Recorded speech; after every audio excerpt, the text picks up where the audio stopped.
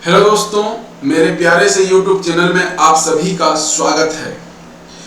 इसके पहले हमने CGPSC मेंस का जो केमिकल काइनेटिक्स चैप्टर है, केमिकल काइनेटिक्स से बहुत अधिक सवाल पूछे जा रहे हैं और केमिकल काइनेटिक्स से जितने भी सवाल हैं, जितने भी कॉन्सेप्ट हैं, सभी को हमने कवर कर लिया था CGPSC मेंस 2026 का।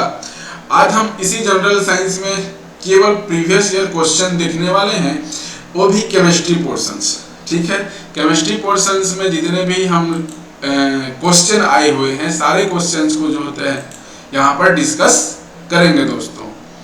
तो चलिए स्टार्ट करते हैं, क्या क्या क्वेश्चन पूछे गए हैं केमिस्ट्री पोर्शंस में। तो देखिए, सबसे पहला ही सवाल है, हैबर प्रक्रिया द्वारा अमोनिया के संश्लेषण हेतु अनुकूलतम तापमान एवं दाब क्या है, उनमें क्या उत्प्रेरक का उपयोग होता है। ये हमारा सवाल है दोस्तों। तो सबसे पहले अमोनिया का जो हैबर प्रोसेस होता है, उसमें जो रिएक्शंस होता है, रिएक्शंस हमको पता होना चाहिए। और ये जो रिएक्शंस होता है वह है हमारा N2 प्लस थ्राइस H2, ये बनाता है ट्वाइस NH3। ठीक है, नाइट्रोजन और हाइड्रोजन का उपयोग होता है, अमोनिया का निर्माण होता है। और यहाँ पर जो कैटलिस्ट उपयोग होता है, उत्प्रेरक का उपयोग होता है, वह हमारा आयरन होता है। और उसका जो वर्धक होता है, प्रमोटर जिसको बोलते हैं, वो होता है हमारा मोलिब्डेनम। ठीक है, तो आयरन क्या है यहाँ पर, आयरन जो होता है हमारा, ये हमारा उत्प्रेरक है दोस्तों। ठीक, और मोलिब्डेनम क्या है हमारा, वर्धक, प्रमोट करता है इसको। ठीक है, इस रिएक्शन को क्या करता है, प्रमोट करता है। और आयरन को क्या करता है, उत्प्रेरित करता है रासायनिक अभिक्रिया को। तो ये दोनों ही उपयोग में आता है। यहाँ पर जो तापमान होता है दोस्तों, वह होता है हमारा 450 डिग्री सेंटीग्रेड से 500 डिग्री सेंटीग्रेड इसका तापमान होता है दोस्तों। याद रखना, यदि मैं ताप को जो है कम कर दूं, कम ताप पर ये जो अभिक्रिया होती है, यह अभिक्रिया जो होती है धीमी हो जाती है दोस्तों। और मैं अत्यधिक ताप कर दूं, अधिक ताप कर दूं, मैं अधिक ताप कर दूं, तो ये अभिक्रिया जो होती है भी कम हो जाती है। अभिक्रिया क्या हो जाती है, तब भी ये धीमी हो जाती है। तो न तो अधिक कम तापमान चाहिए, न ही अधिक तापमान चाहिए, मॉडरेट टेम्परेचर में इसको बोल सकता हूँ। ठीक है, मॉडरेट टेम्परेचर 450 से 500 डिग्री तापमान पर यह अभिक्रिया अच्छे से होती है। साथ ही साथ अधिक दाब, दाब क्या होते हैं यहाँ पर, दाब बोला है तो दाब हमेशा याद रखना, यहाँ पर अत्यधिक दाब की जरूरत पड़ती है। अधिक दाब की जरूरत पड़ेगी तब जाके ये जो अभिक्रिया होती है, ये हमारा प्रोडक्शन, यहाँ पर अमोनिया का जो प्रोडक्शन होता है, ये बहुत अच्छे से होता है अत्यधिक दाब पर और मॉडरेट टेम्परेचर पर। और ये हो गई इसकी रासायनिक अभिक्रिया, ये हो गई इसकी उत्प्रेरक, और ये हो गया इसका प्रमोटर। आई होप ये क्वेश्चन आपको समझ में आया होगा, आप अपने शब्दों में इसको लिख सकते हैं दोस्तों। चलिए अगला क्वेश्चन क्या है, देखते हैं। साम्यावस्था स्थिरांक एवं इकाई लिखिए। देखो दोस्तों, साम्यावस्था स्थिरांक की जब मैं बात करूं यहाँ पर, तो जैसे मैं कोई भी एक रासायनिक अभिक्रिया ले लेता हूं, पहले समझिए, मैं अभी आंसर नहीं बता रहा हूं। देखो, साम्यावस्था स्थिरांक एवं इकाई, ये एक रिएक्शन दिया हुआ था, 4 ammonia gas plus 5O2 gas, और यहाँ पे 4 NO गैस प्लस 6H2O, ये भी गैस दिया हुआ था। तो मैं अभी आंसर नहीं बता रहा हूं, पहले एक चीज समझो। यहाँ पर साम्यावस्था स्थिरांक होता क्या है, इक्विलिब्रियम कांस्टेंट, जिसको हम लोग बोलते हैं इंग्लिश में इक्विलिब्रियम कांस्टेंट। ये होता क्या है, थोड़ा सा समझते हैं दोस्तों। ठीक है, इसको समझने का प्रयास करते हैं। जैसे मैं कोई भी एक रासायनिक अभिक्रिया लिख लेता हूँ, ए जो है, ए से ये बी बन रहा है, या ये पहली रासायनिक अभिक्रिया हो गई। जब मैं दूसरी रासायनिक अभिक्रिया लिखूंगा तो यहाँ पर A plus B, C plus D, इस प्रकार से लिख रहा हूँ। तीसरी रासायनिक अभिक्रिया लिख लेता हूँ, कार्बन प्लस ऑक्सीजन, ये बनेगा कार्बन डाइऑक्साइड। ठीक है, oxygen gas, carbon dioxide gas. ये मैंने कुछ रासायनिक अभिक्रिया लिखा। अब मैं इसको इक्विलिब्रियम कांस्टेंट जब भी मैं यहाँ पर लिखूंगा, इक्विलिब्रियम कांस्टेंट, ठीक है, जब भी मैं किसी भी रासायनिक अभिक्रिया के लिए लिखूंगा तो आप लोग समझिए इसको के इक्विलिब्रियम लिखते हैं और इसका मान होता है प्रोडक्ट अपन रिएक्टेंट, ठीक है, concentration of product upon concentration of reactant, ये होता है। प्रोडक्ट का कंसंट्रेशन कितना है, अपन रिएक्टेंट का कंसंट्रेशन कितना है, ये होता है। तो ये देखो, मान लीजिए ए से बी जा रहा है, तो ये जानते हो हम लोग ये जानते हैं कि ये अभिकारक है। अभिकारक को इंग्लिश में बोलते हैं रिएक्टेंट, और बी क्या है, हमारा उत्पाद है। उत्पाद को इंग्लिश में क्या बोलते हैं, प्रोडक्ट बोलते हैं।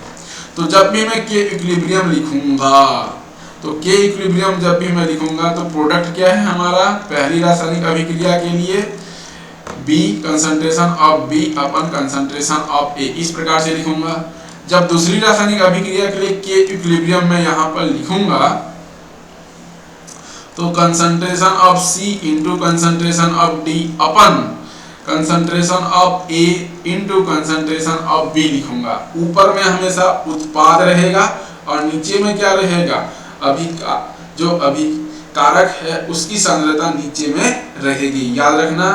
और तीसरी रिएक्शंस के लिए जब मैं के इक्विलिब्रियम लिखूंगा तब मैं इसको लिख सकता हूं कार्बन डाइऑक्साइड गैस अपन कार्बन का कंसंट्रेशन और ऑक्सीजन का कंसंट्रेशन। कुछ इस तरह से हम लोग यहाँ पर लिखते हैं दोस्तों, क्लियर है।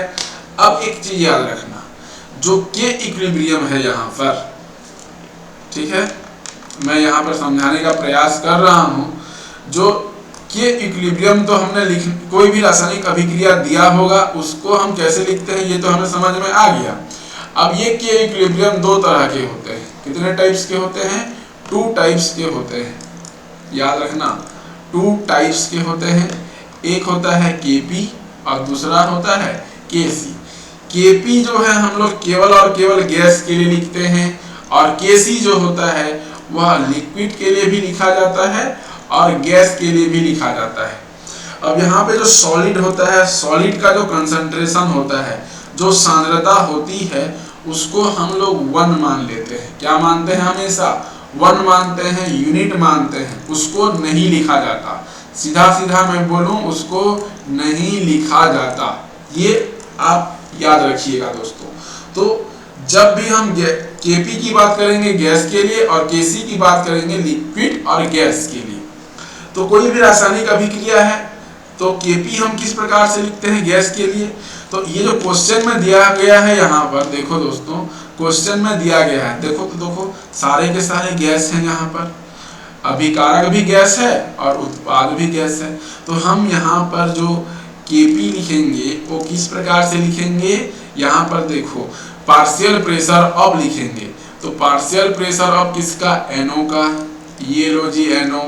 और यहाँ पर क्या है, सामने में जो अंक रहता है उसको क्या लिखते हैं, घात के रूप में लिखते हैं। ये मैंने आपको बताया है, वीडियो देख लीजिएगा, ठीक है। फिर पार्शियल प्रेशर ऑफ वाटर, और सामने में कौन सा अंक है, स्टोइचियोमेट्री क्या है, 6 है, तो यहाँ पे 6 लिख देंगे। फिर यहाँ पे पार्शियल प्रेशर ऑफ अमोनिया, और यहाँ पे 4 लिखेंगे, 4 लिखेंगे। और यहाँ पे पार्शियल प्रेशर ऑफ ऑक्सीजन, उसका पावर 5 लिखेंगे। अब यहाँ पे इसकी जो यूनिट हो जाएगी, प्रेशर की यूनिट क्या होती है, ATM होती है, तो इसकी यूनिट ATM हो जाएगी। क्योंकि देखो ऊपर में 6 + 4 10, इधर 5 + 4 9 है, तो यहाँ पे जो है 1 बचेगा, ठीक है। 9 में 9 पूरा नहीं कटेगा, यहाँ पे जो है 1 जो है यहाँ पे बच जाएगा दोस्तों, शेषफल बचेगा 1, तो उसकी यूनिट क्या हो जाएगी, 1 हो जाएगी। तो साम्यावस्था, स्थिरांक एवं इकाई लिखिए, इस अभिक्रिया के लिए कहा गया था।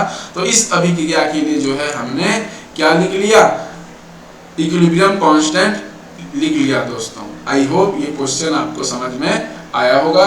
हमेशा याद रखना, प्रोडक्ट लिखना ऊपर में और नीचे अभी जो रिएक्टेंट है उसका कंसंट्रेशन लिखना। सॉलिड वहां पे रहेगा, सॉलिड वहां पे मेंशन रहेगा, जिस प्रकार से यहाँ पे G मेंशन है ना दोस्तों, G मतलब गैस है, तो इस प्रकार से हमको लिखना है, और आप कैसे भी लिख सकते हो। तो सॉलिड जब रहेगा तो उसको 1 मान लेना है, सॉलिड को लिखना नहीं है, सॉलिड को लिखना नहीं है। ये चीज आप हमेशा ध्यान में रखिएगा दोस्तों, ठीक है। चलिए अगला क्वेश्चन क्या है। अगला क्वेश्चन है सभी अयस्क खनिज होते हैं पर सभी खनिज अयस्क नहीं, क्यों?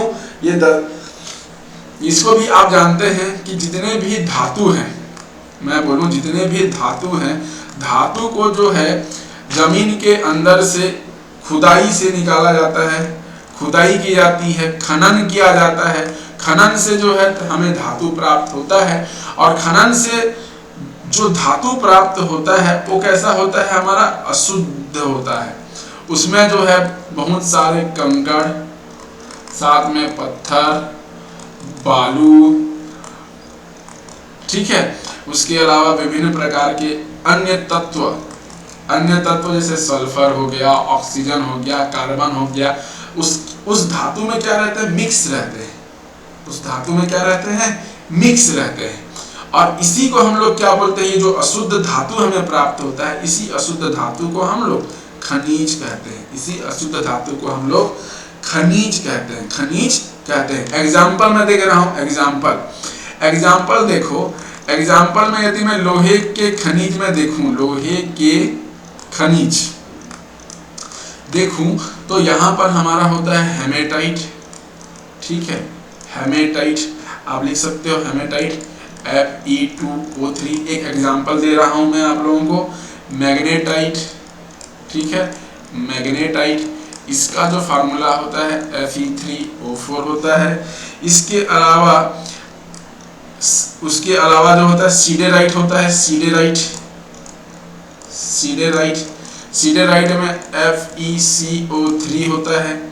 इसके अलावा लिमोनाइट होता है, क्या होता है हमारा, लिमोनाइट, इसका जो फार्मूला होता है Fe2O3.XH2O होता है। ये भी हमारा क्या होता है, लोहे का खनिज है।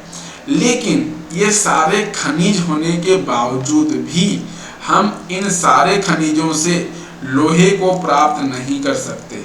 हम एक ऐसे खनिज का चयन करेंगे, ऐसे खनिज का चयन करेंगे जिससे हमें धातु को प्राप्त करना आसान हो और कम खर्च भी, कम खर्चीला हो।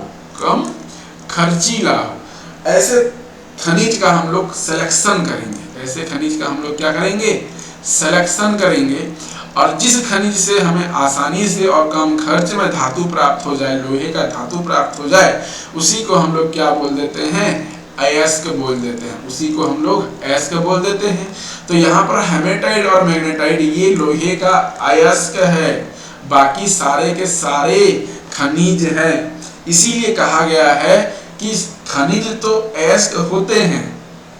किस लिए कहा गया है, जितने भी खनिज होते हैं वो अयस्क हैं, सॉरी, जितने भी अयस्क हैं वो खनिज हैं, परंतु सभी खनिज अयस्क नहीं होते, इसीलिए तो कहा गया है। दोस्तों याद रखना, मैं एक बार पुनः रिपीट कर रहा हूँ, ये जो चारों मैंने फार्मूला यहाँ पर लिखा है, नाम लिखा है, सारे के सारे लोहे के खनिज हैं, खनन से प्राप्त होता है, जिसमें अशुद्धि होती है, परंतु हम ऐसे खनिज का सिलेक्शन करेंगे जिससे आसानी से हमें लोहे का धातु प्राप्त हो जाए, कम खर्च में प्राप्त हो जाए, और उसका नाम है हमारा हेमेटाइट और मैग्नेटाइट। हेमेटाइट और मैग्नेटाइट से हम आसानी से कम खर्च में धातु प्राप्त कर सकते हैं, इसीलिए ये दोनों अयस्क हैं, ठीक है, खनिज भी हैं और अयस्क भी हैं। इसीलिए हम कह सकते हैं कि जितने भी अयस्क हैं वो खनिज हैं, परंतु सारे के सारे खनिज अयस्क नहीं होते।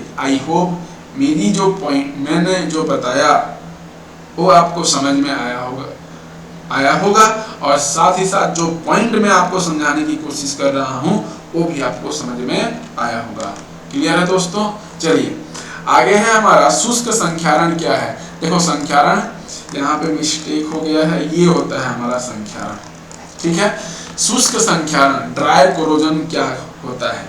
देखो जब भी धातु सीधे गैस से रिएक्ट कर जाए, ठीक है, जब भी धातु सीधे गैस से रिएक्ट कर जाए और कुछ ना कुछ कंपाउंड बना ले, तब हम उसको बोलते हैं शुष्क संख्यारण। यहाँ पर पानी से रिएक्शन नहीं करता, ठीक है, पानी की अनुपस्थिति होती है। यहाँ पर पानी जो होता है यहाँ पर अब्सेंट होता है।